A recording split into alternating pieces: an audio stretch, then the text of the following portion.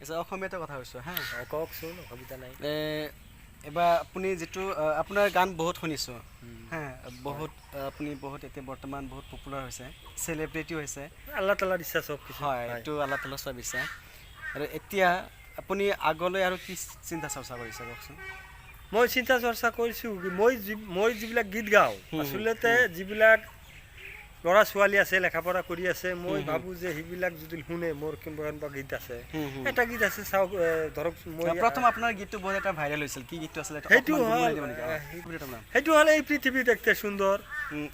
অকমান এক লাইন নহয় দুটা তিনটা শব্দ অলপ গুনগুনাই দিয়কচোন এই পৃথিবী দেখতে সুন্দৰ এই পৃথিবী দেখতে সুন্দৰ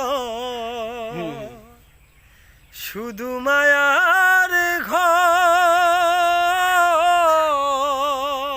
আচ্ছা হ'ব এই গীতটো একচুয়ালি আমাৰ অসমৰ মানুহে অসমৰ মানুহ বুলি নহয় কেৱল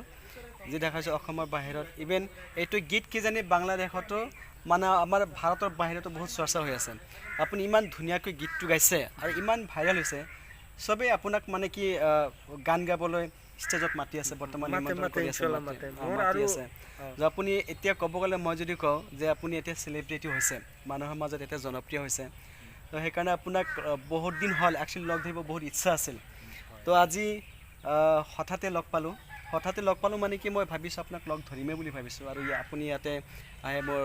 দাদা এজনৰ লগতো আপুনি কাম কৰি আছে আৰু মই কিবা এটা কাম দিছোঁ সেইকাৰণে ইয়াতে আপোনাক আহি লগ পালোঁ বহুত ভাল লাগিল আৰু এতিয়া বৰ্তমান মই একচুৱেলি এইটো ক'লে একচুৱেলি বিতৰ্ক হ'বনে নহ'ব নাজানো বিতৰ্ক হ'ব নালাগে যে আমাৰ চিএম সাহেবে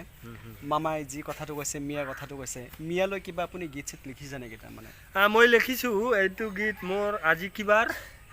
ৰবিবাৰ আছে অহা বুধবাৰ কিবা বৃহস্পতিবাৰে আহিব মোৰ চেনেলৰ নাম হয়তো আপোনাৰ চেনেলৰ নামটো কৈ দিয়ক মোৰ চেনেলৰ নাম হ'ল ইউটিউব চেনেল যিটো আছে সেইটোৰ নাম হ'ল নিমাই মাইক সাৰ্ভিস আৰু মাইকো সাৰ্ভিস দেনে কি মই মোৰ যিটো বিজনেছ হয় মাইকৰ বিজনেছ মাইক টেন্ট হাউচ এইটোৱে মোৰ মেইন বিজনেছ মই গান তাৰমানে এনেই ফূৰ্তিতে গাই থাকোঁ আপুনি এই পৃথিৱী দেখতে সুন্দৰ এইটোৰ আগত আপুনি বেলেগ কিবা গান গাইছিল নেকি তাৰমানে মই মোৰ বহুত গীত আছে যোন মোৰ ইউটিউব চেনেলত যাই পাব মোৰ তাৰমানে মই কৈছোঁ নহয় যে মানুহক বুজাবৰ কাৰণে মোৰ গীত যিবিলাকে যে ল'ৰা ছোৱালী আছে আপোনাৰ 20 বছৰ 25 বছৰ নাই 15-16 এনেকুৱা বয়স হৈছে লেখাপঢ়াৰ দান্দা নাই খালি মোবাইল লৈ খেলি থাকে মই এটা গীত লিখিছোঁ সেইটো কাৰণে হয় ক'বচোন বাংলায় লিখিছোঁ ও দাদু তোমার ছেলে আমার আব্বা ওই আমায় কিনা দিছে মোবাইল ফোন কি দিয়া করব রে ভাই এই দেহের যতন এনেকুৱাকে লিখিছোঁ গান এতিয়া আপুনি মই শৰ্টকাট কৰিছোঁ হা আপুনি যেহেতু গীত গাই ভাল পায় আপোনাৰ বৰ্তমান ল'ৰা ছোৱালী কেইজন আছে আপোনাৰ মোৰ ল'ৰা ছোৱালী তিনিজন আছে আপুনি পঢ়া শুনা কৰাই আছে নিশ্চয় মই কৰাই আছোঁ কিন্তু যে কৈছোঁ নহয় যে চেষ্টা কৰি আছোঁ মানুহ ভাল কৰাৰ কাৰণে মোৰ বিলাকো তাৰমানে সেই যেতিয়া মোবাইল হৈছে mobile condition is very bed মই লেখাপঢ়া নাজানো তথাপি ইংৰাজী এটা ক'লো ঠিক আছে কণ্ডিশ্যন ইজ ভেৰি বেড শুদ্ধ হৈছে এতিয়া আপোনাৰ ল'ৰা ছোৱালী গীত গায় নেকি আপুনি আপোনাৰ গীতত যিমান ইণ্টাৰেষ্ট যিমান মনোযোগ দেখা পাইছোঁ বহুত ভাল পায় গীত আপুনি বহুত ভালো গায় ইনশাল্লাহ আপোনাৰ কণ্ঠ বহুত ভাল মই আশা কৰোঁ আগলৈ বহুত আৰু গান গাব আমি শুনি থাকিম পাৰিলে আপুনি অসমীয়া গীতো গাব পাৰে আৰামছে মই ফাৰ্ষ্ট গীত মোৰ অসমীয়া আছে মই গানটা অলপ কৈ দিছোঁ কোনোবাই ক'ব যে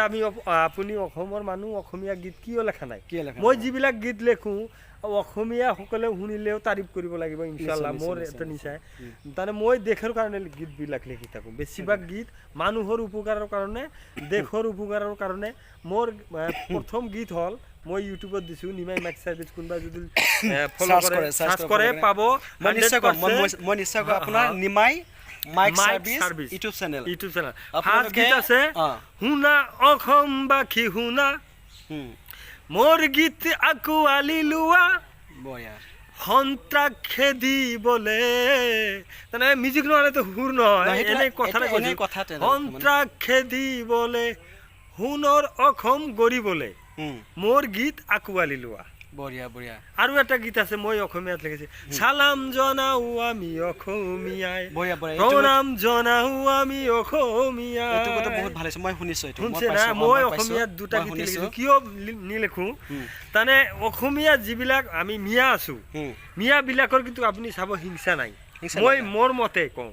কিন্তু অসমীয়াৰ মাজতো আছে বহুত মানুহৰ হিংসা নাই মই তাৰমানে চাউণ্ডৰ কাম কৰিবলৈ যাওঁ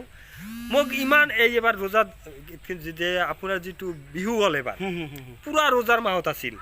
মোক ইত্যাদি আনি দিছে মই 10টা না 12টা বিহু প্ৰগ্ৰাম চলাইছো মাইকেৰে বিহু প্ৰগ্ৰাম চলাইছো মই সেইটো কথা মই কৈ আছো একচুয়ালি যি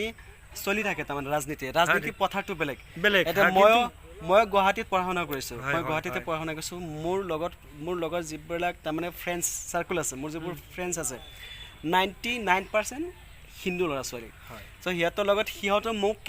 কেতিয়াও এনেকুৱা মনত দুখ দি কথা কোৱা নাই যে তুমি মিয়া তুমি অসমীয়া নহয় আমিতো সবেই অসমীয়া কাৰণ আমি মাতৃভাষা আমাৰ অসমীয়া লিখোঁ সেইটো কাৰণে ঘৰুৱা ভাষা ঘৰত যি কথা পাতোঁ আমাৰ ঘৰত যিটো কথা পাতা আঞ্চলিক ভাষা সেইটো ঘৰত কথা পাতোঁ কিন্তু আমি যদি অফিচিয়েলি কথা পাতোঁ আমি সদায় অসমীয়াত কথা পাতি যেনেকৈ এতিয়া অসমীয়াত কথা পাতি আছোঁ বেংগলীটো ক'ব পাৰিলোঁ হয়নে নহয় কিন্তু আমি অসমৰ মানুহ অসমীয়া কথা ক'ব লাগে আমি আমাৰ মাতৃভাষা অসমীয়া বাকী ৰাজনীতি পথাৰত মানুহে আমাক মিয়া বুলি ঠাট্টা কৰে যি বুলি ঠাট্টা কৰে কৰক কিন্তু আমি সদায় অসমীয়া কাৰণ আমি যদি